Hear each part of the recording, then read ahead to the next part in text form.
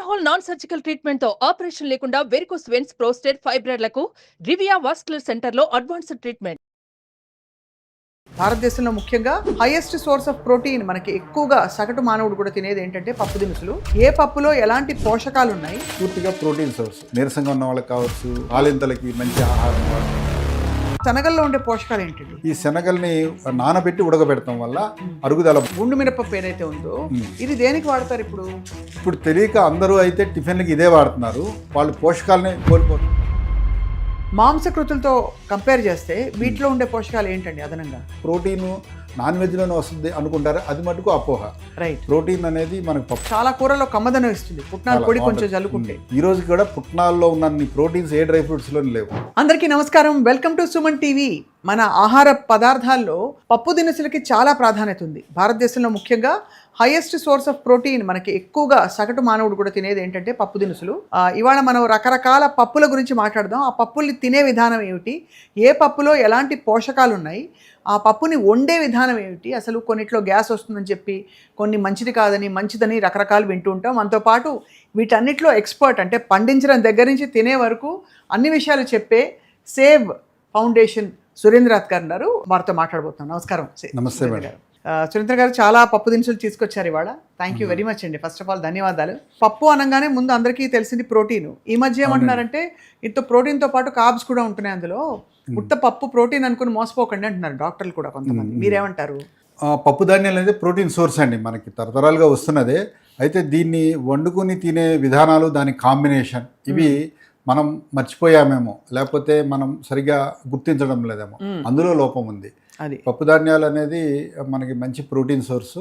ఇది తరతరాలుగా ఉన్నదే. ఇదివరకు పెద్ద పెద్ద కుటుంబాల్లో అయితే, ఎక్కువ ఉమ్మడి కుటుంబాలు కాబట్టి మనకి కావాల్సిన పప్పు అంతా కూడా 20 కిలోలు 25 కిలోల పప్పు తీసుకుని నిల్వ ఉంచేవారు. అవును, వ్యవసాయ డ్రమ్ముల్లో లేకపోతే అలా నిల్వ ఉంచేవారు. అవునండి. ఇప్పుడు అసలు నిల్వ ఉంచడానికి వీలు లేకుండా మనకి పురుగు వచ్చేస్తున్నాయి.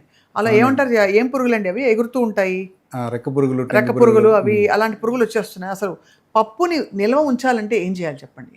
చాలా సులువండి. పూర్వము వ్యవసాయ ఆధారంగా ఉన్నప్పుడు ఏం చేసేవాళ్ళు అంటే వచ్చిన దాన్ని ముందు తినడానికి భద్రపరుచుకునేవాళ్ళు.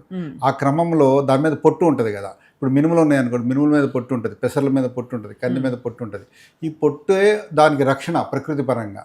సో ఆ పొట్టుగా ఉన్నప్పుడు అది 1 సంవత్సరం కాదు, 2 సంవత్సరాలైనా ఏం కాదు, తడవకుండా ఉండాలి అంతే. పురుగులైతే దాన్ని ఏం చేయలేవు. ఎప్పుడైతే దీని పొట్టును మనం ఒలిచినప్పుడు పప్పు అనేది ఎక్కువ కాలం నిల్వ ఉండదు. ఇప్పుడు అంతా పప్పు అయిపోయి ఇంట్లో అది పూర్వం తిరగలి సాయంతో అందరూ దాన్ని పొట్టు అప్పటికప్పుడు తీసుకొని అలా చేసుకునే పద్ధతులు ఇళ్లలో ఉండేవి. ఇప్పుడు అలా లేవు కదా. మార్కెట్లోకి వచ్చేసరికి ఏమవుతుందంటే ఆ పప్పు ఎక్కువ కాలం నిల్వ ఉండదు కాబట్టి నిల్వ ఉండడానికి ఏమైనా కలపడము ఇట్లా ఉండి ఈ సమస్యలు వస్తున్నాయి. అయితే ఈ గింజల్ని మనము బూడిద కలుపుకొని, ఏదైనా పిడక కాలిస్తే వచ్చే బూడిద వాటిని కలుపుకొని ఒక కుండలో పోసేసుకొని మళ్ళీ బూడిద వేసేసి దాన్ని పైన వస్త్రం గట్టిగా 2-3 మడతలు వేసి తాడితో కట్టేసేస్తే అది సంవత్సరమైన నిల్వ ఉంటాయి. అవసరం మేర తీసుకొని వాడుకోవచ్చు. ఇదో పద్ధతి. పప్పుని ఏంటంటే బాగా 2-3 సార్లు బాగా కడగాల. మనం అయితే పప్పు ధాన్యాలు అయితే మనం చేసుకునేది ఒక తీరు. బయట కొన్నప్పుడైతే నిల్వ ఉండడానికి వాటికి చాలా కలుపుతారు కాబట్టి కలుపుతున్నారా? కొన్ని పొడులు కావచ్చు నిల్వ ఉండడానికి. ఇప్పుడు గ్రైండింగ్లో ఇప్పుడు చాలామంది ఇడ్లీ దోశలకి గుండు మినపప్పు వాడతారు. అవును. సో దానికి ఒక పౌడర్ కలుపుతారు అనమాట, గ్లైడ్ అంటే జారుడు స్వభావం రావడానికి. మిల్లింగ్లో కొన్ని నూనెలు కలుపుతారు, మళ్ళీ నిల్వ ఉండడానికి కొన్ని కలుపుతారు, బొరాక్స్ లాంటివి. సో ఇవన్నీ పోవాలంటే మనం 2-3 సార్లు కడగడం మంచిది. పప్పుల్ని మామూలుగా నానబెట్టి వండాలంటారు. అవునండి. నిజమా? అది నానబెట్టి వండడం బెటర్ అంటారా, లేక? నానబెట్టి వండడం మంచిదండి. ఏదైతే మనం కొన్ని అరిగించుకోలేని పదార్థాలు లాంటివి ఉంటాయో ఆ నానబెట్టినప్పుడు ఆ నీళ్ళలోకి అవి వెళ్ళిపోతాయి. కాబట్టి నానబెట్టిన నీళ్ళు డిస్కార్డ్ చేసేయాలి. వండుతున్నప్పుడు వచ్చిన నీళ్లు డిస్కార్డ్ చేయకూడదు. అది పార్షియల్లీ డైజెస్టెడ్ ప్రోటీన్స్ ఉంటాయి, అవి తాగితే కూడా మంచిది. పూర్వం దాంతో మన వాళ్ళు కందికట్టు లాంటివి చేసేవాళ్ళు. సో నానబెట్టాలి మంచిది. నానబెట్టిన నీళ్ళు డిస్కార్డ్ చేయాలి. ఇప్పుడు అసలు అంటే ఎక్కువ కుక్కర్లలో వండేస్తున్నారు కదా పప్పుని, కందిపప్పుని. అవునండి. సో కుక్కర్లో వండటం వల్ల మనం కొన్ని మిస్ అవుతున్నామేమో. అది ఒకేసారి 2-3 వండడం వరకు ఒక కంఫర్ట్ లెవెల్ ఒక తీరులో ఉంటే, ఇంకో తీరులో ఏమవుతుందంటే ఆ పప్పు వండుతున్న క్రమంలో కొంత నురగలాంటి పదార్థం పైకి వస్తుంది. అవును. దాన్ని పూర్వము అమ్మమ్మల నానమ్మల దగ్గరుండి తీయించేవాళ్ళు అనమాట. అది అరిగించుకోలేని ప్రోటీన్స్ అందులో ఉంటాయి అన్నమాట. సో వండుతున్న క్రమంలో పైకి వస్తున్న నురగ లాంటి దాన్ని తీసేస్తారు. తీసేసిన తర్వాత దాన్ని మనం తినడానికి అనుకూలంగా అవుతుంది. ఇక్కడ చాలా రకాల పప్పులు మనం చూస్తున్నాం. అవునండి. అన్నీ కూడా పొట్టున్న మినువులు మొదలుకొని ఇదిగో చూస్తున్నాం ఎంత బాగున్నాయో చూడడానికి.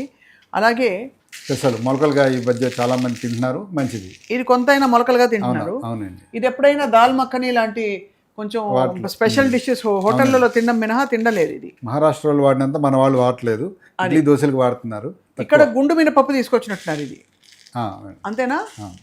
మామూలుగానండి మనకి గుండు మినపప్పు ప్యాకెట్లలో వచ్చినప్పుడు ఇంకా తెల్లగా ఇంకా పెద్దగా ఉంటాయి. ఏంటి వెరైటీ ఏమిటి ఇలా ఇంత తెల్లగా ఉండడానికి కారణం దానికి ఒక పౌడర్ లాంటిది కలపడమే, అందుకే దాన్ని కడగాలని చెప్తున్నాం. అయితే గుండు మినపప్పు కంటే కూడా పొట్టు మినపప్పు నానబెట్టిన పొట్టు ఉన్న హోల్ గ్రెయిన్ కూడా నానబెడితే దానిలో మొలక మొదలవుతుంది కదా, మొలకే తోలుని తీసుకుని వస్తుంది. సగం తోలు మనం తిగులుతాం, సగం ఉన్నా పర్వాలేదు, అట్లా వాడుకోవడం ఉత్తమం. అసలు పొట్టులో పోషకాలు చాలా ఉంటాయండి. పొట్టులో అనే కంటే పొట్టు కింద ఒక జిగురు పదార్థం ఉంటుంది. అయితే నానబెట్టినప్పుడు అందులో జీవం మొదలవుతుంది అనమాట. అలా దాంట్లో సహజంగా ఉండే కొన్ని హార్మోన్స్, ఎంజైమ్స్ లాంటివి ఉంటాయి కదా, ఆ జిగురు పదార్థం అది సహజంగా ఉంటుంది, నానబెట్టినప్పుడు వస్తుంది అది. సో గుండు మినపప్పులో అది మనం కోల్పోతున్నాం. అది ఈ గుండు మినపప్పు దేనికి వాడతారు, అలాగే ఈ పొట్టు మినపప్పు దేనికి వాడతారు, అలాగే మామూలు మినపప్పు ఏదైతే ఉన్నారో చాయపప్పు అంటాం, చాయపప్పు అది దేనికి వాడతారు?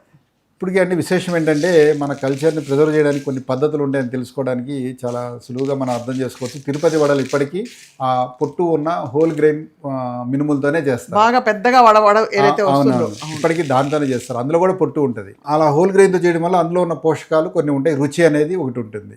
అయితే ఇంట్లో చేసుకునే పద్ధతులు సులువు అయిన పద్ధతుల్లో మనం ఎదుర్కోవడం వల్ల కొన్ని విధానాలు పోతున్నాయి. కాబట్టి దీన్ని మనము వడలు చేసుకోవడానికి బాగుంటుంది, హోల్ గ్రెయిన్ ఉన్న మినుముల్ని. అలాగే పొట్టు మినపప్పు ఉన్నది, ఇడ్లీ దోశలకి ఇది పొట్టు మినపప్పు కరెక్ట్.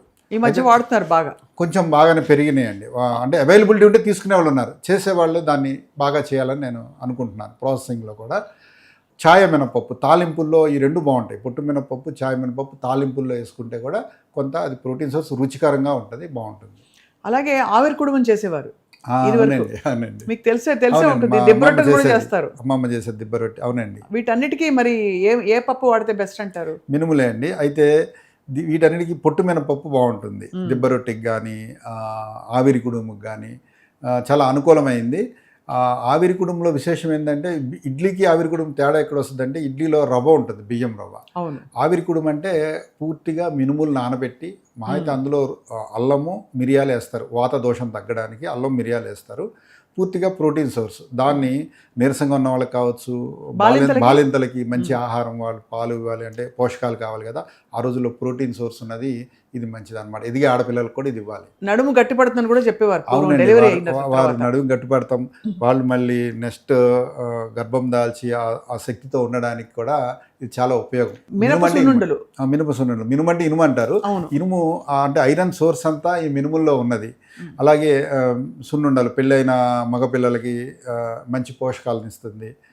బెల్లము, నెయ్యి ఈ మినుములతో చేస్తే చాలా మంచిది. ఇప్పుడు వీటన్నిటి మధ్య ఈ తెల్ల గుండు మినపప్పు ఏదైతే ఉందో ఇది దేనికి వాడతారు?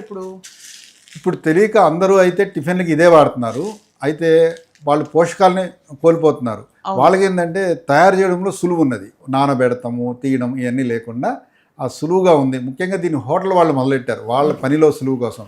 అయితే అది ఇళ్లలో కూడా వచ్చేసింది.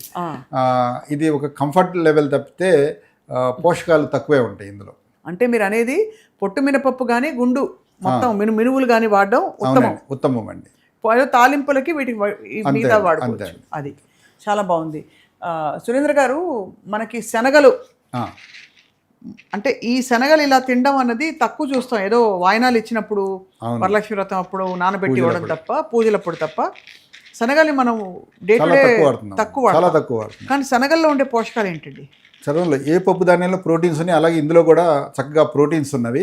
ఈ శనగల్ని నానబెట్టి ఉడకబెడతాం వల్ల అరుగుదల బాగుంటుంది. చాలా ఇప్పుడు ప్రసాదాలుగా ఇవి పెడతా ఉండేవాళ్ళు. నానబెట్టిన శనగల్ని ఉడకబెట్టి జీలకర్ర తాలింపు పోపు పెట్టి ఇలా ఇస్తుంటారు. అది ఒక పూట తినడం ఆహారంగా చాలా మంచిది. అవును. అయితే గ్యాస్ వస్తుంది అంటారు కదా, గ్యాస్ ఎప్పుడు వస్తుందంటే పచ్చివి కొన్ని తిన్నప్పుడు గ్యాస్ వస్తుంది. అంటే ఇది తిన్నప్పుడు మళ్ళీ కొంత గ్యాప్ తీసుకొని పచ్చివి అంటే ఫ్రూట్స్ కానీ వెజిటబుల్ సలాడ్స్ కానీ తింటే ఆ టైంలో తినకుండా ఉంటే ఆ గ్యాస్ ప్రాబ్లమ్స్ రాకుండా ఉంటాయి. అలాగే రాత్రిపూట కాకుండా పొద్దున అల్పాహారంలో దీన్ని తీసుకుంటే బాగుంటుంది. అలాగే వాత దోషం తగ్గించడానికి దీనికి కూడా బాగా నెయ్యి వేస్తే మంచిది అంటారు శనగల్లో. నిజం అది? నెయ్యి కానీ కొబ్బరి నూనె కానీ తాలింపు పెడతాం మనం, నువ్వుల నూనె తాలింపు ఆ విధంగానే ఉంటుంది. కొంత తగ్గిస్తుంది తగ్గిస్తుంది డ్రైనెస్ ఏదైతే ఉందో. ఎందుకంటే బేసిక్గా దీని లక్షణం పొట్టలోకి వెళ్ళాక పొట్టలో ఉండే నీరంతా అది పీల్చేసుకుంటుంది. బాగా నానబెట్టకపోతే ఇంకా కష్టం. అవును, అందుకే ఇవి తిన్న తర్వాత 1.5-2 గంటలు ఖచ్చితంగా నీరు తీసుకోవడం అనేది ప్రాక్టీస్ చేయాలి. అలాగే మజ్జిగ తీసుకోవడం ఇవన్నీ మంచిది ఆ వాత దోషం లాంటివి తగ్గించడానికి. ఇప్పుడంతా చోలే భటూరే అని చెప్పి వాటిలో కూడా ఎక్కువ తింటున్నారు. వాటితో పాటు దానికి పక్కనే దానికి ఫ్రెండ్ అని చెప్పొచ్చు ఈ శనగలకి, తెల్ల శనగలకి. ఈ శనగల్లో ఫైబర్ ఎక్కువ ఉంటుంది అంటారా? నిజం? అవునండి, ఫైబర్ ఎక్కువ ఉంటుంది, పోషకాలు కూడా బాగుంటాయి. దీన్ని పొద్దున్నే నానబెట్టుకొని బెల్లంతో తినడం ఒక ప్రాక్టీస్. కొన్ని లివర్ ప్రాబ్లమ్స్ తగ్గడానికి అలా తినడం ఒక ప్రాక్టీస్. అల్పాహారంలో ఒక 2-3 రోజులు తీసుకున్నా, రెగ్యులర్ కాదు, అలా ఒక అల్పాహారంలో చిన్న చేంజ్తో నానబెట్టుకొని బెల్లంతో తినడం ఒక పద్ధతి. చాలా బాగుంది. అయితే సురేంద్ర గారు, ఈ పెసల కేటగిరీ, పెసరపప్పు సులువుగా అరుగుతుందంట, నిజం అది? అవునండి, పంటకాలం తక్కువ ఉంటుంది, దాన్ని రైతులకు కూడా మంచి పంట అవకాశం ఉంటుంది. అలాగే పెసలు సులువుగా అరుగుతాయి. మనం కూడా పూర్వం వడపప్పు వాటిలో చూస్తే కనుక దీన్ని తీసుకునేవాళ్ళు, ఉపవాసం ఉండేవాళ్ళు కూడా దీన్ని తీసుకునేవాళ్ళు. కానీ ఈ వడపప్పుకి పెసరపప్పు పొట్టులేని పప్పు వాడతారు సహజంగా, లేదా పొట్టు ఉన్న పెసరపప్పు వాడినా బాగానే ఉంటుంది. నానబెడితే పొట్టు సులువుగానే వచ్చేస్తుంది. ఏదైనా పొట్టు ఉన్నది వాడటమే మంచిది మొత్తం తీసిన దానికంటే. పెసరట్లకు కూడా ఇది చాలా అనుకూలం. పెసరట్టు తెలుసో తెలియకో పొట్టు లేని దాంతో వాడుతున్నారు. ఇది మంచి డైట్ ఫైబర్తో కూడా ఉంటుంది. మీరు అన్నారు కదా ప్రోటీన్స్ వాడితే మళ్ళీ డైజెషన్ ప్రాబ్లమ్స్ ఇవన్నీ రాకూడదు అనుకుంటే పొట్టు కూడా కొంత ఉండాలి. ఆ ఫైబర్ ఉంటుంది కాబట్టి కొంత గట్ బ్యాక్టీరియా కామ్ డౌన్ అయిపోతుంది. అవునండి. పొట్టుతో ఉండే పెసరపప్పు ఉంటుంది, ఎల్లో కలర్లో పసుపు రంగులో. ఏది మంచిది? పొట్టుతో ఉన్నదే మంచిదండి. మిల్లింగ్ చేయడం వల్ల అది ఎల్లో కలర్లో వస్తుంది అన్నమాట, పైన పొట్టు పోయి. అయితే ఇప్పుడు పొట్టు కొన్ని ఇప్పుడు మనం యాక్చువల్గా కట్టె పొంగల్ చేసుకోవాలి, పొట్టు ఉన్నదే కరెక్ట్. కొంతన్న పొట్టు పోయినా కొంతన్న ఉంచాలన్నమాట. మొత్తానికి రిఫైన్డ్ వాడుతున్నాం, చక్కెర పొంగల్లో కావచ్చు, కట్టె పొంగల్లో కావచ్చు. కొన్ని కూరలు వండుతాం, కొన్ని కూరలు కాంబినేషన్లో, పాలకూరలో కావచ్చు, అరటికాయ కూరలో పెసరపప్పు వండాలంటే పొట్టుదే కరెక్ట్. మనకి కట్టె పొంగల్ ఏదైతే తిరుమలలో దొరుకుతుందో వేడిగా పొద్దున్నే పెడతారు సుప్రభాత దర్శనం తర్వాత, అది వాళ్ళంతా పొట్టు ఉన్నదే వాడతారు. పొట్టు నానబెట్టి కొంత పొట్టు తీస్తారు. కానీ పొట్టు ఉన్నదే నానబెడితే వచ్చే లక్షణం వేరు. బయట మామూలుగా మొత్తం పొట్టు తీసి అమ్ముతారు కదా, అలాంటివి తీసుకొస్తే అది నానితే ఆ గ్రెయిన్ సైజ్ చూస్తే రెండింటికి చాలా తేడా ఉంటుంది. సో అయితే మనం రైతుల దగ్గర కానీ సరైన ఆర్గానిక్ సోర్స్లో కొనుక్కునే ఈ పప్పులకి స్విగ్గీలోనో ఇన్స్టామార్ట్లోనో మనకి దీనిలో ఆర్డర్ పెట్టే సూపర్ మార్కెట్ పప్పుకి చాలా తేడా ఉందంటారు. అయితే చాలా తేడా ఉందండి. రైతు దగ్గర హోల్ గ్రెయిన్ దొరుకుతుంది ఎప్పటికీ. రైతు కూడా మొత్తము గ్రెయిన్స్ అమ్ముకుంటే ఆయనకు ఆదాయం ఉండదు, కొంత నిల్వ పెట్టుకోవచ్చు గ్రెయిన్స్. వాడిని పప్పుగా అంటే పొట్టు ఉన్న మినపప్పుగా, పొట్టు పెసరపప్పుగా చేస్తే వారికి కొంత ఆదాయం, అలాగే వారు నలుగురికి మంచి ఆహారం ఇచ్చిన వాళ్ళు అవుతారు. కాబట్టి ఈ పొట్టు రూపంలో ఉన్న తీసుకోవడానికి అవగాహన పెంచుకోవాలి అందరూ. అవును, అది చాలా ఇంపార్టెంట్. అందుకే ఇవాళ పప్పులన్నింటినీ డిస్కస్ చేద్దాం అనుకున్నాం. ఇవి కూడా మనకి ఎక్కువగా ఏదో అలసంద వడలు చేస్తారు, బాగుంటుందండి. కూరల్లో కూడా వండుకోవచ్చు, కానీ ఎక్కువగా ఎక్కువ మంది ఇష్టపడతారు. ఇది కూడా నానబెట్టేసి అదే అల్లం పచ్చిమిరపకాయలు అన్నీ వేసి చక్కగా వడలు అలా చేసుకోవచ్చు అండి. చాలా రుచిగా ఉంటుంది, రొట్టెగా కూడా చేసుకోవచ్చు. ఇది కాకుండా వీటిలో ఏమి పొట్టు అని అంటూ ఆప్షన్స్ ఉండవు కదండి. అంటే టెక్స్చర్ పల్చగా ఉంటుంది, త్వరగా ఉడికిపోతుంది, అది సమస్య కాదు. మినుముల దగ్గర ఎక్కువ ఉంటుంది కాబట్టి తీయడానికి అలవాటు పడ్డారు. కందుల మీద పొట్టు ఎక్కువ ఉంటుంది కాబట్టి తీయడానికి అలవాటు పడ్డారు. అలాగే చిక్కుడు గింజలు ఇలా ఉంటాయని అసలు నాటు చిక్కుడులో ఇది ఒక రకము. ఇది ఒక రకం. అయితే పప్పు ఇలా ఉంటాయి. కూరగాయల్లో మనం ప్రోటీన్స్ ఉండవనుకుంటాం కదా, కూరగాయల్లో ప్రోటీన్స్ అంటే చిక్కుడు మరి ప్రోటీన్ సోర్స్ అన్నమాట. అవును. ఇది చక్కగా కూరల్లో తినచ్చు, కాకుండా ఈ గింజలు కూడా విడిగా పోషకాలు ఉంటాయండి. ఇప్పుడు మనకి రాయలసీమ, తెలంగాణ కొంచెం చోట్ల అనుములు, అనపకాయలు అని అంటారు. ఇట్లా 4 గింజలే ఉంటాయి, అవన్నీ నాటువి. ఇప్పటికీ మంచి సోర్స్, ప్రోటీన్ సోర్స్ అవి. వీటితో పాటు మనకి చాలా ఇంపార్టెంట్ రెగ్యులర్గా వాడేది శనగపప్పు చాలా మంది భయపడతారండి, అంటే గ్యాస్ వస్తుంది, అరగదు అని చెప్పి. సో దీని గురించి ఏంటండి మీ చాలా మంది ఇప్పుడు తాలింపులకే పరిమితం చేసాం మనం పచ్చిశనగపప్పుని. అవును. పచ్చిశనగపప్పుతో కూరలు వండుకోవచ్చు మనం. అది కూరల కాంబినేషన్ వల్ల ఆ గ్యాస్ రాదు. ఇప్పుడు బీరకాయ శనగపప్పు నానబెట్టి దాన్ని కలుపుకుంటాం. బీరకాయ కావచ్చు, పొట్లకాయ కావచ్చు, ముఖ్యంగా పచ్చి బొప్పాయికాయ. పచ్చి బొప్పాయికాయ బాలింతలకు పెట్టేవాళ్ళు పూర్వం. సో పచ్చి బొప్పాయికాయ ఇది మంచి కాంబినేషన్. గ్యాస్ ఉంటే కూడా తగ్గిస్తుంది ఆ కాంబినేషన్. ఈ కాంబినేషన్ లేకపోవడమే సమస్య. తినే విధానంలో, వండుకునే విధానంలో మనం కొంత కోల్పోయాం పైనుంచి వచ్చిన knowledge. అలాగే కూరగాయ లేనప్పుడు ఇవన్నీ పప్పు కూరలే చేసుకుంటారు అన్ని అవును తాలింపు కదా. వేసుకుని. అవునవును. ఇప్పుడు కొందరు ఒక శనివారం నాడు కొందరు కూరగాయలు తినరు, లేకపోతే కట్టిపేరుతో కొయ్యరు. ఇలా చాతుర్మాసంలో మొదటి నెల పప్పు అంటే కూరగాయలు తినరు. అప్పుడు ఇట్లా కొబ్బరి, పచ్చిశనగపప్పు, ఇట్లాంటి కొన్ని కూరలు ఉన్నాయి మనకి, వడపప్పు, ఇట్లాంటివన్నీ మన పోషకాలు తక్కువ శ్రమతో, తక్కువ ఎఫర్ట్స్తో, తక్కువ టైంలో అది అయిపోతుంది. అలాగే శనగపప్పు పచ్చడి కూడా చేస్తారు చాలా మంది. అవునండి, చాలా రుచిగా ఉంటుంది. అంటే వేయించి కాస్త దాంతోపాటు కందిపప్పుతో కూడా పచ్చడి చేస్తారు. అది చేస్తారు. ఇప్పుడు మనము ఇడ్లీ దోశలో చట్నీలు చేస్తూ ఉంటారు కదా, మరి వీటిలోంచి వచ్చినవే కదా, పల్లీలతో కావచ్చు, లేకపోతే పుట్నాల పప్పు, అంటే దీన్ని కూడా వేసి ఇదే రోస్ట్ కదండి. చేసింది. పుట్నాల పప్పు అసలు ఏంటండి? శనగల్ని రోస్ట్ చేస్తారు ఉప్పులో కానీ, లేకపోతే ఒక శాండ్ ఉంటుంది, రోస్ట్ చేస్తే అది పాపప్ అవుతుంది కదా. అంత లైట్ గా ఎట్లా అయిపోతుంది, బరువుగా ఉంది కదా. అవును కదా, మరి పాపప్ అయినప్పుడు అంటే అది బాగా ఫ్రై అయినప్పుడు అందులో ఉన్న తేమ ఆవిరైపోయి అందులో ఇంకా ఆ డ్రై మ్యాటర్ ఉంటుంది. అవును, అది చాలా రుచిగా ఉంటుంది. ఇంకా ప్రోటీన్ కంటెంట్ పెరిగినట్టు అందులో. చాలా కూరలో కమ్మదనం ఇస్తుంది పుట్నాల పొడి కొంచెం జల్లుకుంటే. ఈ రోజుకి కూడా పుట్నాల్లో ఉన్న ప్రోటీన్స్ ఏ డ్రై ఫ్రూట్స్లో లేవు. నిజమా? పుట్నాలు బరువు చూడండి, దాన్ని చూస్తే దాంట్లో ఉన్న ప్రోటీన్ కంటెంట్, డ్రై ఫ్రూట్స్లో ఉన్న ప్రోటీన్ కంటెంట్ చూస్తే పుట్నాల్లో ఎక్కువ ఉన్నది. పైగా దానిలో ఫ్యాట్ ఉంటుంది, ఇందులో ఉండదు. అవును కదా. అంతే కదండి. అవునవును. సో ఈ పప్పులన్నింటిలో శ్రేష్టమైనది ఏదండి? ఎందుకంటే పూర్వం నాకు చిన్నప్పుడు గుర్తు ఏంటంటే కొన్ని పప్పులు రాత్రిపూట వండరు. అవునండి, అవును. రాత్రి ఇప్పుడు కందిపప్పు పొద్దున చేసింది అసలు మిగిలిపోయే ప్రసక్తి ఉండదు. మిగిలితే కూడా కందిపప్పు రాత్రి తినకూడదు, పెసరపప్పే తినాలి, ఇలాంటివి రూల్స్ ఉండేవి. నిజమే అది? నిజమే అండి. అరిగించుకునే శక్తి సూర్యుడితో పాటు మనిషిలో ఉంటుంది, ప్రదీప్తం అవుతుంది. జఠరాగ్ని అంటాం కదా, అది పొద్దున ఉన్న శక్తి రాత్రికి సాయంత్రంకి తగ్గుతుంది. కాబట్టి అలాగే వయసుతో కూడా. కాబట్టి వీటిని కందిపప్పుని ముఖ్యంగా రాత్రిపూట అవాయిడ్ చేయాలి. పెసరపప్పు తినొచ్చు. అలాగే ఒకవేళ కందిపప్పు వండినప్పుడు వచ్చే నీరు ఉంటుంది కదా, కందికట్టు, అది సులువుగా జీర్ణం అవుతుంది. ఇంట్లో పేషెంట్స్ ఉన్నా, బాలింతలు ఉన్నా, పాలిచ్చే తల్లులున్నా, ఎదిగే పిల్లున్నా అది మంచిది కందికట్టు. సో ఆ రూపంలో తీసుకోవచ్చు. లేకపోతే కందిపప్పు తక్కువ వేసి రసం చేస్తారు, ఆ రసాన్ని తీసుకోవచ్చు రాత్రిపూట. మాంసకృతులతో కంపేర్ చేస్తే వీటిలో ఉండే పోషకాలు ఏంటండి అదనంగా? వీటిలో ప్రతి 100 గ్రాముల్లో, పప్పు ధాన్యాల్లో ప్రతి 100 గ్రాముల్లో సుమారుగా 20-25 గ్రాముల మధ్యలో ప్రోటీన్స్ ఉంటాయి. చికెన్, మటన్లో కూడా అంతే ఉంటాయి. అయితే 100 గ్రాముల చికెన్ ఎవరైనా తినగలరు, కానీ 100 గ్రాముల కందిపప్పు అందరూ తినలేరు. అవును, కాబట్టి తక్కువ తింటాం కాబట్టి. సో ఇప్పుడు చాలామంది నాన్ వెజ్ తీసుకోవడానికి కారణం ప్రోటీన్ సోర్స్ అని తీసుకుంటున్నారు. టేస్ట్ చాయిస్ ఒకటే అయితే ప్రోటీన్ నాన్ వెజ్లోనే వస్తుంది అనుకుంటారు, అది మటుకు అపోహ. రైట్. ప్రోటీన్ అనేది మనకు పప్పుల్లో వస్తుంది.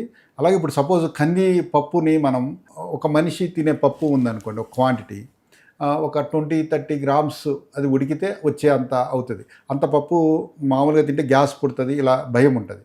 సో దీన్ని కందిపొడి చేసుకోవచ్చు. కందిపొడి చేసుకొని నూనె వేసుకునో, నెయ్యి వేసుకునో తినొచ్చు. కొంత ఆ ప్రోటీన్ సోర్స్ వస్తుంది ఒక పూట. సో ఈ రూపంలో తినడం అనేది అవసరం. ఇప్పుడు వీటన్నిటిని బియ్యంతో కలిపి వండితే వాటి పోషకాలు మారిపోతాయా? మనకి డాక్టర్లు ఇప్పటికీ చెప్తారు, ఏమన్నా ఆరోగ్యం బాగోపోతే కిచిడి తినమని చెప్తారు. అదే పాత డాక్టర్లు అందరూ చెప్తారు కిచిడి. మరి కిచిడీలో అయితే మరి పెసరపప్పే ఉంది, సులువుగా అరుగుతుంది, మంచి పోషకం. కాబట్టి కూరగాయలు, పప్పులు, అంటే బియ్యం, ఈ 3 కలిసిన సంపూర్ణ ఆహారం కిచిడి అనమాట.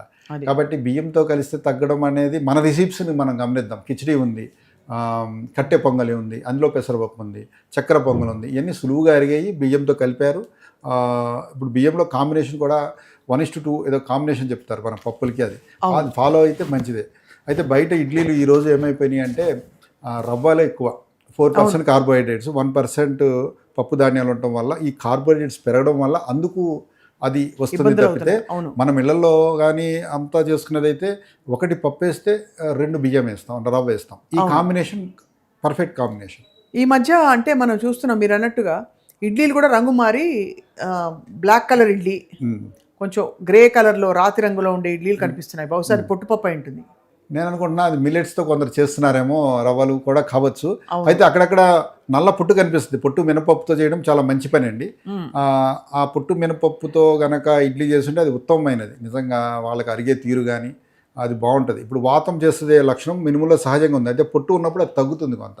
మొత్తం గుండు మినపప్పు పడితే ఆ లక్షణం ఎక్కువ అవుతుంది. ఈ పప్పుల్ని పొయ్యి మీద ఫుల్గా కుండలో ఉడికించడానికి, కుక్కర్లో విజిల్ పెట్టడానికి, ఇంకా దేనిలోనూ ఇన్స్టెంట్ కాదు వండే విధానం ఏంటి సురేంద్ర గారు? మంచి విధానం అయితే ఎప్పటికీ నానబెట్టి వండుకోవడమే అండి. ఆ వండడం కూడా కుండలో వండడం, మట్టిలో వండడం శ్రేష్టమే ఎప్పటికీ. అయితే ఎవరి కంఫర్ట్ లెవెల్స్, అవైలబిలిటీ, సమయాలు వారిని బట్టి కస్టమైజ్ చేసుకుంటారు కాబట్టి కుండలో వండలేని వాళ్ళు ఇత్తడి గిన్నె అట్లీస్ట్ నెక్స్ట్ ఆప్షన్గా. సో కుండలో లేదంటే ఇత్తడి గిన్నెలో వండుకోవడం మంచిది. అయితే అది కూడా నీళ్ళలో ఉడకబెడితే ఓపెన్, అంటే కుక్కర్లో కాకుండా, ఇది బెస్ట్ మెథడ్ వండడానికి. వర్షాకాలంలో ఏ పప్పు తింటే ఉత్తమం? సో వర్షాకాలం అనే కంటే ఈ వర్షాకాలం బిగినింగ్లో ఇప్పుడు మనం ఈ పప్పు ధాన్యాలు చక్కగా తీసుకోవచ్చు. రేపు ఎప్పుడైతే చలికాలం, అంటే వర్షాకాలం ఎండ్ అయిపోయి చలికాలం వస్తూ ఉంటుందో అప్పుడైతే ఈ పప్పు ధాన్యాలు కాలం ప్రకారం అప్పుడు తగ్గించుకోవాలి. ఒక్క నెల తగ్గించుకొని మళ్ళీ చలికాలం మొదలుతున్నప్పటి నుంచి మళ్ళీ తీసుకుంటాం. అంటే వర్షాకాలం ఎండింగ్లో, అంటే మనకి దసరా, దీపావళి ఆ టైంలో అయితే పప్పు ధాన్యాలు ఎందుకు తగ్గించుకోవాలంటారు? అంటే ఆ కాలానికి తగ్గట్టుగా అరిగించుకునే శక్తి, దానివల్ల వచ్చే ప్రమాదాలు. అయితే చాతుర్మాస దీక్షలు కూడా చివరి నెల పప్పు ధాన్యాలు తీసుకోరు, అదే ఆ సమయంలోనే వస్తుంది. అయితే మరి వింటర్లో మాత్రం మనకి పప్పు దినుసులు మంచిది అప్పుడు, ఎందుకంటే అరిగించుకుని శక్తి ఎక్కువ అవసరం పడుతుంది చలి వల్ల, అంతేనా? సో అయితే ఇవి పప్పుల గురించి మాట్లాడాము. ఇవి కాకుండా మనకి ఉత్తమమైన పోషకాలు ఇప్పుడు అన్నీ కూడా పొళ్ళల్లో కల్తీలు, పసుపులో కల్తీ, కారంలో కల్తీ అంటున్నాం. ఉత్తమంగా మనం ఎలా దాన్ని కేర్ తీసుకోవచ్చు సురేంద్ర గారు?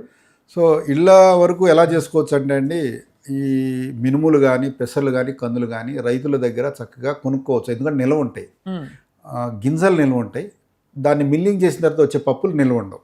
అది కాబట్టి ఒక పద్ధతి ఏంటంటే, మనం వాళ్ళ దగ్గర బల్క్లో 20 కిలోలో 50 కిలోలో ఎవరి అవసరాన్ని బట్టి వాళ్ళు కొనుక్కొని మూటలుగా కట్టుకొని బూడిద కలుపుకొని నిల్వ పెట్టుకోవచ్చు, లేకపోతే కుండలో పెట్టుకొని నిల్వ పెట్టుకోవచ్చు. దీనివల్ల అవసరం మేర వాళ్ళు తీసుకుంటారు, మిల్లింగ్ చేసుకుంటారు, లేకపోతే ఇసురు రైతో చక్కగా వాళ్ళు తీసుకుంటారు. అవసరం మేర వాళ్ళు అలా తీసుకోవడం వల్ల ఇవన్నీ తప్పించుకోవచ్చు. పొట్టున్న పప్పు దొరుకుతుంది, ఏమి కెమికల్స్ లేని పప్పులు దొరుకుతాయి. ఈ పప్పుల విషయంలో ఏం జరుగుతుందంటే, పండించినప్పుడు వచ్చే కెమికల్స్ కంటే దాన్ని నిల్వ పెడతానికి, దాన్ని అయితే ఎలిగెంట్గా చేయడానికి, ఆకర్షణగా చేయడానికి కలిపేవి ఎక్కువ ఉన్నాయి. బాగా గోల్డెన్ కలర్లో కందిపప్పు కనిపిస్తే అమాంతం మనం వెళ్ళి కొనేస్తాం. అవునవును. ఆ గోల్డెన్ కలర్ రావడానికి ఏమైనా కలుపుతారు? అసలు దాని సహజమైన రంగు అయితే అది కాదు కదా. అయితే అలా దానికి ఏవో ద్రవాలు నిల్వ ఉండడానికి, కొన్ని నూనెలు లేదా నూనెలు లాంటివి ఆకర్షణగా కనిపించడానికి లేదా నిల్వ ఉండడానికి ఈ కలిగే ప్రాక్టీస్ ఉన్నది. కాబట్టి మనము హోల్ గ్రెయిన్స్ కొనుక్కొని నిల్వ పెట్టుకొని అవసరం మేర వాడుకోవడం బెస్ట్ మెథడ్, ఇవన్నీ అవాయిడ్ చేయడానికి. 60 ఏళ్ళు దాటిన వాళ్ళకి ఈజీగా అరిగే పదార్థాలు పెట్టాలంటారు. అవునండి. పప్పు దినుసులు వాళ్ళు తినొచ్చు అంటారా? ఇవాళ రోజులు అసలు ఎవరికి ఏ రూల్స్ లేవు. అవునండి. 70 ఏళ్ళు వచ్చినా కూడా ముసలోళ్ళు అంటే కోపం వస్తుంది చాలా మందికి. సో మనం అంటాం, పెద్ద వయసు పెరిగా కూడా వాళ్ళు చిన్నపిల్లలాగా అంటారు కదా, మానసికంగా కావచ్చు, కేర్ కోరుకోవడంలో కావచ్చు, అరుగుదలలో కావచ్చు. అదే దాన్ని అప్లై చేయొచ్చు. మనం సెరిలాక్ అని ఇప్పుడు వాడుతున్నాం, పూర్వం గుజ్జన గూడ అని ఇలాంటివి ఉండే. అంటే పెసరపప్పుని ఏపి రవ్వ చేసేవాళ్ళు, బియ్యాన్ని ఏపి రవ్వ చేసేవాళ్ళు, దాన్ని ఉడికిపించి అన్నప్రసాదం అయినప్పుడు పెట్టేవాళ్ళు. సో ఎవరికైతే అరుగుదల సమస్య ఉందో వాళ్ళు దీన్ని ఖచ్చితంగా పెసరపప్పుని ఇలాగే ఫ్రై చేసి వాడుకోవచ్చు. అలాగే ఇందాక మనం చెప్పుకున్నప్పుడు పప్పులను ఉడకబెడతాం, ఉడకబెట్టినప్పుడు వచ్చే నీరు వారికిస్తాము, పప్పుని యంగ్స్టర్స్ తినొచ్చు. సో ఈ విధంగా కూడా ప్రోటీన్స్ని వాళ్ళు పొందొచ్చు. చంటి పిల్లలకి అన్నప్రాసన అయ్యాక ఎప్పుడు పప్పు పెట్టచ్చు? వారికి అన్నప్రాసన అయిన తర్వాత మనం ఇందాక అనుకున్న 1:2 రేషియోలో అలా పెసరపప్పుని మటుకు ముందుగా అలవాటు చేయాలి. ఒక 3-4 నెలల తర్వాత తదుపరి కందిపప్పు. సో 7 నెలల 8 నెలల నుంచి అది ఇచ్చుకోవచ్చు. రైతులకు ఏ విధమైన అంటే పప్పులు పండించడం వల్ల ఏ విధంగా ఆర్థికంగా వాళ్ళు లాభపడుతున్నారండి? ఇప్పుడు రైతుల పరిస్థితి ఎలా ఉంది అసలు పప్పులు పండించే వాళ్ళు? ఇది ఇప్పుడున్న పరిస్థితి చూస్తే కొంత బాధాకరమే. ముఖ్యంగా మనకి ఉన్న పప్పు ధాన్యాలు కుచించుకుపోయి అందరూ ఎక్కువగా అంటే ఆహారంలో, కూరల్లో కందిపప్పు వాడటం అనేది ఒక అలవాటు అయిపోయింది. పైగా ఈ కందిపప్పు మన అవసరాలకి మన దేశంలో అన్నీ పండుతాయి, కానీ బాధాకరం ఏంటంటే ఇంపోర్ట్ చేసుకొని వాడుతున్నాం. ఇంత డైవర్సిటీ, ఇంత జీవ వైవిధ్యం, ఇన్ని రకాలు ఉన్నాయి మన దేశంలో. అయితే మనం కందిపప్పుని ఇంపోర్ట్ చేసేసుకుంటున్నాం. అయితే ఇంత డైవర్సిటీ ఉన్నప్పుడు వారంలో 2-3 అన్న కొన్ని మార్చుకొని వాడటం వల్ల రైతులకు, స్థానికంగా పండించే రైతులకు ఆదాయం వెళ్తుంది, మన అలవాట్లు, మన ఆరోగ్యానికి కావాల్సిన కంట్రిబ్యూషన్ జరుగుతుంది. కాబట్టి పప్పుల్లో ఉన్న డైవర్సిటీని అందరూ తెలుసుకొని వాటిని తగుమేర వాడితే బాగుంటుంది. తప్పకుండా. ఐ థింక్ ఇవాళ నుంచి మీరు 5-6 రకాల పప్పులు చూపించారు. రోజుకు ఒకటి చొప్పున తిన్నా కూడా చాలా మంచిది. ఖచ్చితంగా అండి. అలాగే మనం కూరలోనే కాదు, దాన్ని ఇప్పుడు పొడి చేసుకొని దాన్ని తినవచ్చు. అలాగే టిఫిన్లో తింటున్నారు కొందరు, టిఫిన్లో తినవచ్చు, నానబెట్టుకొని పచ్చివే తినవచ్చు. అంటే ఈ రూపాలు రకరకాలుగా రోజు పప్పే అనిపించకుండా పిల్లలకు బోరు కొట్టకుండా అవును. పొద్దునో మధ్యాహ్నం సాయంత్రం ఏదో చోట వీటిని ఇంక్లూడ్ చేసుకొని చక్కగా తినొచ్చు. అంటే సాయంత్రం పిల్లలు స్కూల్ నుంచి వచ్చాక ఉమ్. స్నాక్ ఏంటంటే ఇప్పుడు ఈ కుర్కురేలు అవి ఇవి పెట్టకుండా ఆ, శనగలు, అవునండి. మెడ్రాస్లో ఉండేది ఆ కల్చర్, సుండల్ అని ఇస్తారు. ఉమ్. అంటే ఇప్పుడు ఐ థింక్ మళ్ళీ మళ్ళీ కొందరు గుర్తిస్తున్నారు కొందరు దాన్ని. గుర్తిస్తున్నారు, అంటే పాత పద్ధతులు అవును, బాగున్నాయి. కొద్దిసార్లు చూస్తే బస్ స్టాండ్లో బఠానీలు, శనగలు, ఉప్పు శనగలు ఇలాంటివి మళ్ళీ దొరుకుతున్నాయి ప్యాక్లో. అవును అవును, చాలా బాగున్నాయండి. వీటన్నిటిని అసలు పప్పు దినుసులే చాలా గొప్పవి. సరిగ్గా రైతుల దగ్గర కొనుగోలు చేసిన సేవ్ లాంటి అంటే సంస్థల దగ్గర కొనుగోలు చేస్తే మరింతగా స్వచ్ఛమైన రూపంలో దొరుకుతాయి మనకి. నిజంగానే మీరు అన్నట్టు అట్రాక్టివ్గా కనిపించడం ఒక ఎత్తు అయితే, ఇవి చిన్నగా ఉన్నాయి చూడండి గింజలు, చాలా కానీ పోషకాలు మాత్రం వీటిలోనే ఉంటాయి పోషకాలు అంటారు. పోషకాలు పప్పిస్తాం ఒకటైతే అండి. ఆర్థిక అవసరం మన దేశంలో రైతులు పంట పండిస్తారు కదా, అవును. ఒకసారి పప్పు ధాన్యాలు వేస్తే ఆ మట్టిలో ఆ మొక్కల మీద ఉండే సూక్ష్మజీవులు కొన్ని నత్రజని అందిస్తాయి కదా. ఈ విధంగా ఆ పంటకి తదుపరి పంటకు కూడా ఈ నత్రజని డిమాండ్ తగ్గుతుంది. అంటే యూరియా లాంటివి కొందరు వేస్తారు, వాటి డిమాండ్ తగ్గుతుంది. మొక్కకు కావాల్సిన పోషకాలు సహజంగానే సూక్ష్మజీవులే తయారు చేసుకుంటాయి ఈ పప్పు ధాన్యం. కాబట్టి ఒక పంట కంపల్సరీ ఇది వేయాలి. తప్పకుండానండి. అప్పుడప్పుడు మినపప్పులో చేదు వస్తుందండి. ఇప్పుడు ఇది తిన్నాను, చాలా బాగుంది. మినపప్పులో చిన్న చేదు లాంటిది ఎందుకు ఉంటుందంటారు అది? నాకు తెలిసి ఆ పండించే తీరు వల్ల, లేకపోతే దాని మీద కలిపిన జల్లిన వల్ల ఆ చేదు అయి ఉండొచ్చు. అవును. ఇప్పుడు బాగా హెర్బిసైడ్స్ వినియోగం బాగా పెరిగిపోయింది విచ్చలవిడిగా. అంటే హెర్బిసైడ్స్ అంటే కలుపు మందులు అంటాం కదా, వీటిని ఇప్పుడు మినప పంటలో మినుము తప్ప వేరేది ఏది పెరిగినా చనిపోవాలి. సో ఈ మినుముల మీద అది బాగా జరుగుతుంది. మినుముల మీద ఎక్కువ జాగ్రత్త పడాలి. అసలు తేమ మీద బతికేస్తాయి. అయితే ప్రాబ్లం కలుపు అనమాట. ఈ కలుపు కోసం అది కొట్టేసే పరిస్థితి వచ్చింది. అయితే దీన్ని కూడా లైన్ ఆర్గనైజ్డ్గా ఒక లైన్లో ఇప్పుడు జల్లేసే పద్ధతి అనమాట. జల్లేస్తే అనీవెన్గా పడతాయి, బాగా పెరుగుతాయి, పంట వస్తుంది, బాగానే ఉంది. కలుపు వస్తే చంపేయడానికి హెర్బిసైడ్ వేస్తున్నారు. ఇలా కాకుండా ఒక లైన్ సోయింగ్ చేసుకొని దాన్ని ఒక డిస్టెన్స్ మెయింటైన్ చేస్తే కలుపు అట్లీస్ట్ మొదటి 30 రోజుల్లో కలుపు తీసేస్తే తర్వాత కలుపు రాదు. ఆ విధంగా హెర్బిసైడ్ వాడే పరిస్థితి తగ్గుతుంది. కాబట్టి ఇది గమనించుకొని రైతు స్థాయిలోనే అది కంట్రోల్ చేస్తే బాగుంటుంది. కానీ మీరు అన్నట్టుగా వీటిని ఉత్తమంగా వండే పద్ధతి నానబెట్టుకుని ఆ నీళ్లు పారబోయాలి. అవునండి. వీలైతే ఓపెన్ పొయ్యి మీద వండుకుంటే ఉత్తమం. ఆ నొరగ వస్తే అప్పుడు తీసి పడేయచ్చు. అవునండి, అవకాశం ఉంటుంది. బయట వండినప్పుడు అదే కుక్కర్లో అంటే మనకు అవకాశం ఉండదు. అది చాలా బాగుంది సురేంద్ర గారు. మీరు ఎంత జ్ఞానాన్ని పంచుతున్నారు. అంటే మీరు తెలుసుకున్న విషయాలు, మీరు స్వయంగా రైతు అవ్వడం, అలాగే ఆర్గానిక్ అంటే మీకు స్వచ్ఛమైన పదార్థాలు ఎక్కడి నుంచి సేకరించాలో మీకు తెలుసు. కాబట్టి తప్పకుండా మిమ్మల్ని ఐ థింక్ సుమన్ టీవీ ప్రేక్షకులు సంప్రదిస్తారు, ఏమన్నా వాళ్ళు ఇలాంటి పదార్థాలు తెప్పించుకోవాలన్నా కూడా.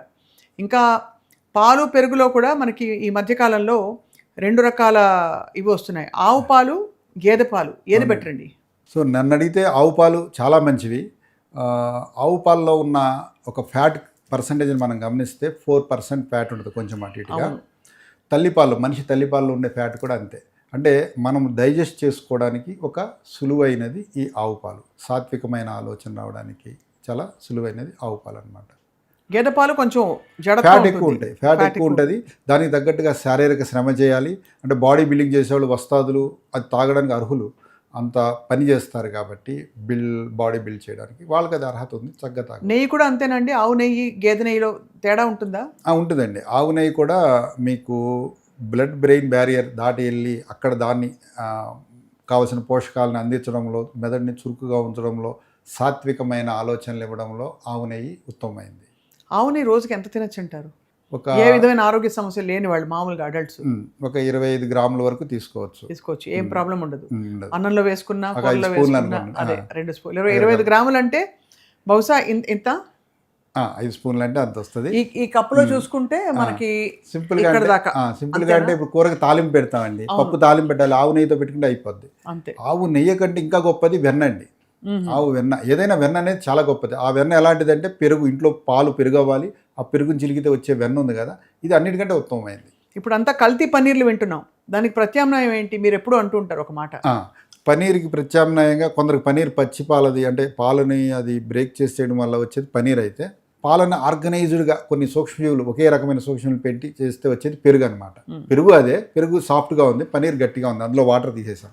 ఇదే పెరుగుని మనం హ్యాంగ్ చేస్తే, హంకడ్ అంటాం, లేకపోతే ముద్ద పెరుగు, ఒక బట్టలో వేసి పెడితే, మస్లిన్ క్లాత్ అలా ఫిల్టర్ క్లాత్లు ఉంటాయి, అందులో వేసి ఒక 1/2 అవర్ పెడితే వాటర్ కిందకు వచ్చేస్తుంది. సో ఈ పెరుగు చాలా మంచిది. ఏం చేయొచ్చు దాన్ని? ఈ పెరుగుని మనం చక్కగా ఏదైనా ఫ్రూట్ పల్ప్ కలుపుకొని తినడం ఒక పద్ధతి. దీన్ని శ్రీఖండ్ అంటారు సింపుల్గా. లేదా మనం లస్సీలా చేస్తాం కదా, అందులో 2 స్పూన్లు వేసుకోవచ్చు. లేదా ఇది కాకుండా కొన్ని కూరలు వండుతాం పూర్వము, పొట్లకాయ కానీ లేకపోతే బీరకాయ కానీ కొన్ని గ్రేవీ కర్రీస్ వండుతాం, వాటిలో దీన్ని వేసుకోవచ్చు.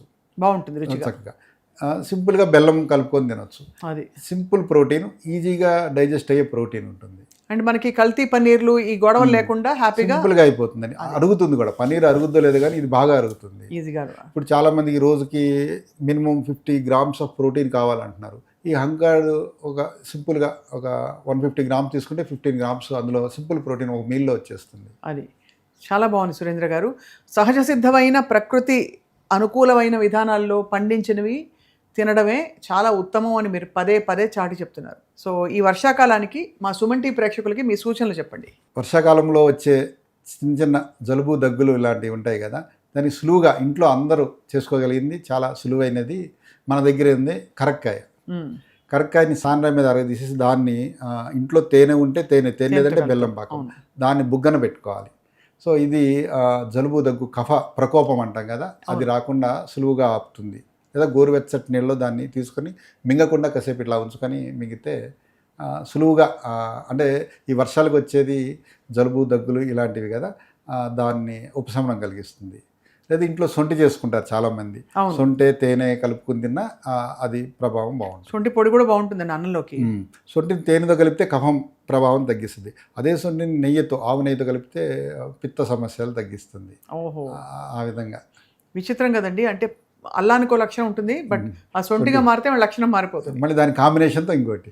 అది చాలా బాగుందండి. ఇవన్నీ తెలుసుకోవడం మన సంపద, మన దేశంలో ఉండే సంపద, తరతరాలు వారసత్వంగా వస్తుందండి. ఇది అమ్మమ్మల నాన్నమ్మల నుంచి మనకు వచ్చినదే ఇది. మళ్ళీ అది తర్వాత తరాలకు తెలియాలి. చాలా బాగుంది సురేంద్ర గారు. మళ్ళీ మిమ్మల్ని సంప్రదిస్తాం. వివిధ అంశాలపై, ఆరోగ్య సూత్రాలపై, ఆహార వ్యవహారాలపై మీరు తప్పకుండా మా సుమన్ టీవీ ప్రేక్షకులకి బోల్డ్ విషయాలు చెప్పాలి. ఖచ్చితంగా అండి. చక్కటి అవకాశం. ధన్యవాదాలండి. మీకు ధన్యవాదాలు. నమస్కారం అండి.